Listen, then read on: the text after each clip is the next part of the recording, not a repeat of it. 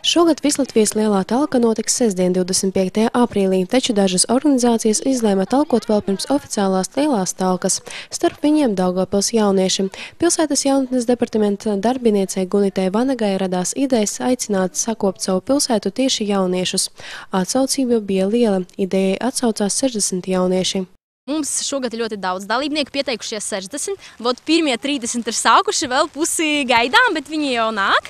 Un šogad mums pieteicās, mēs jaunas departamenta darbinieki talkojam, jauniešu neformālās izglītības centra darbinieki strādā, arī biedrības dažādas, kuras ir pie mums Varšavas ielā, īrē telpas, un arī ir pieteikusies ar mums kopā Harmonija, vingrošanas skola, 3.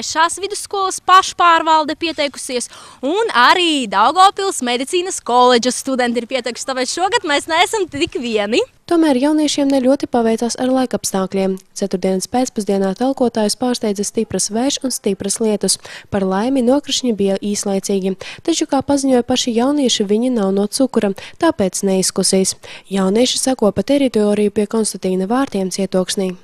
Mēs izvēlējāmies šo teritoriju, tāpēc, ka pārsvarā visi izvēlas centrālās, jo tur kā jaunie vārti uzcelt, tad tur jau ir sakopts, un tad mēs domājam, šo pusi arī vajadzētu sakopt, jo tie arī ir svarīgi vārti, kur var izbraukt un iebraukt, arī vajag sakopt šo vidi.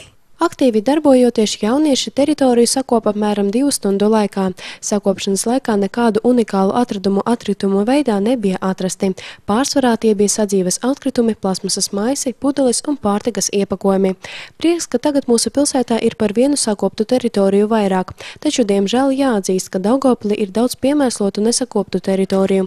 Un ja arī jūs mīlat savu pilsētu, aicinām gan lielus, gan mazus pievienoties talciniekiem 25. aprīlī.